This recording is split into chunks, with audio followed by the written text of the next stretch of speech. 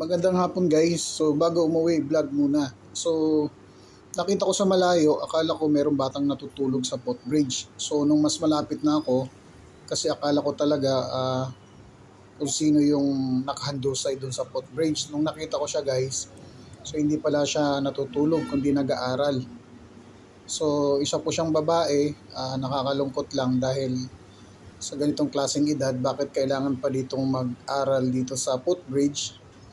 Dahil sa rason na habang sila nag-aaral, nanlilimos din sila nang sa ganun meron silang perang mauwi sa bahay nila.